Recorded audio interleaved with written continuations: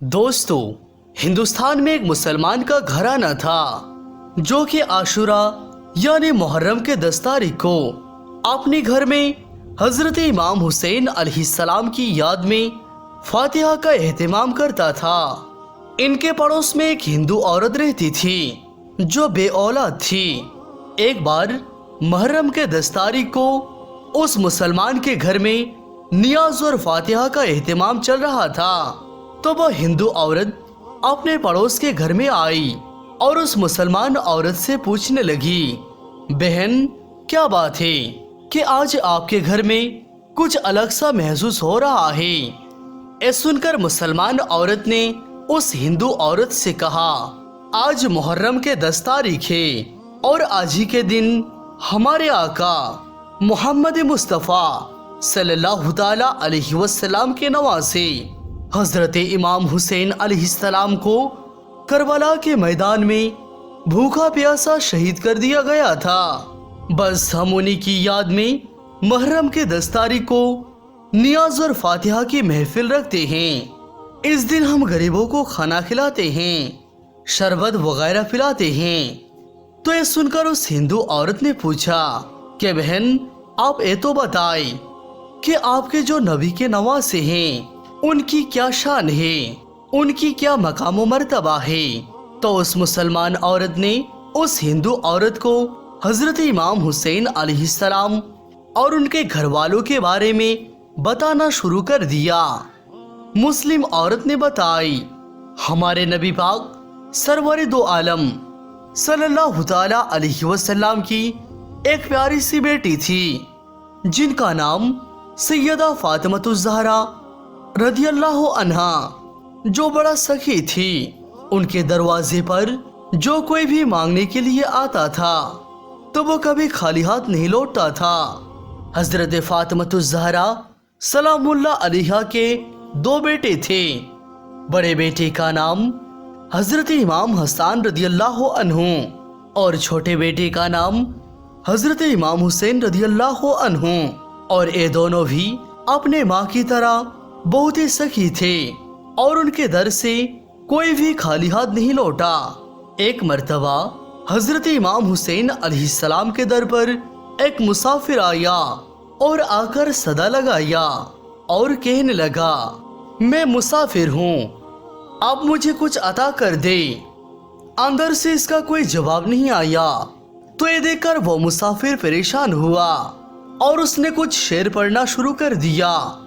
उस मुसाफिर ने कहा, या हजरत आपने बड़ी देर कर दी मुझे भीख देने में। अब मैं खाली हाथ वापस जाऊंगा तो लोग मुझे पूछेंगे कि तुम सखी के दरवाजे पर गए थे, तुम्हें उसने क्या दिया। अगर मैं उसको ये कहूँ बहुत कुछ दिया है तो ये झूठ होगा, और अगर मैं ये कहूँ कुछ नहीं दिया है तो ये आपके शान के खिलाफ होगा। बस वो मुसाफिर एक शेर पढ़ के चुप हुआ ही था कि इतने में इमाम हुसैन अलैहिस्सलाम ने उस दौर में 1500 दिरहम भिजवाया और साथ में एक शेर भी लिखा था। इमाम हुसैन अलैहिस्सलाम ने लिखा कि ए साहिल, तुमने बहुत जल्दी कर दी, तुमने इंतजार नहीं किया।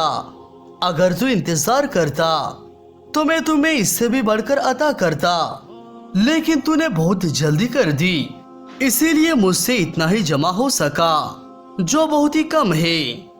इसीलिए तुम इस बात को भूल जाओ कि तूने हमसे कुछ मांगा था, और हम भी भूल जाते हैं कि हमने तुम्हें कुछ दिया था, इसीलिए कि हमने तुमको जो कुछ भी दिया है वो अपने शान के मुताबिक नहीं दिया है।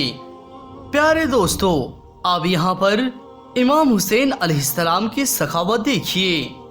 10,000 दिरहम उस जमाने में उस साहिल को देकर भी यही कह रहे हैं कि तू ये ना कहना कि मैंने तुम्हें कुछ दिया है, और हम भी ये भूल जाते हैं कि हमने तुम्हें कुछ दिया था।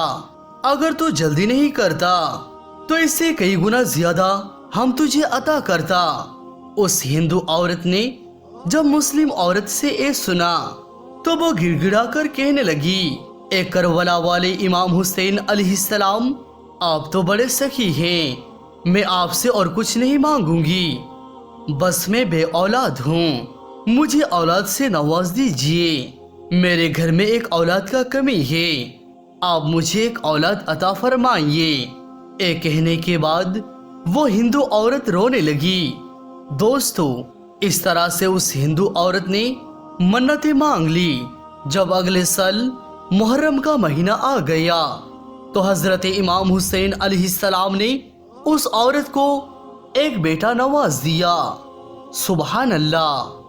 کہا جاتا ہے کہ اس ہندو عورت کے خاندان میں جب بھی محرم کے 10 تاریخ آتا ہے تو اسی طرح سے نیاز اور فاتحہ کا اہتمام کیا جاتا ہے جس طرح سے مسلمان کے گھر میں کیا جاتا ہے۔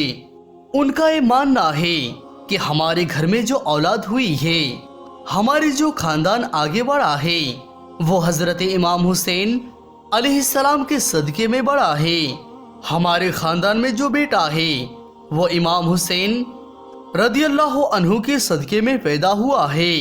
دوستو، اگر کوئی کسی پریشانی میں مبتلا ہو جاتے ہیں اور وہ امام حسین علیہ السلام سے اس کی مدد مانگتا ہے تو اللہ تعالیٰ کے رحم و کرم سے اگلے سال محرم کے 10 تاریخ آتے ہی اس کی پریشانی دور ہو جاتی ہے۔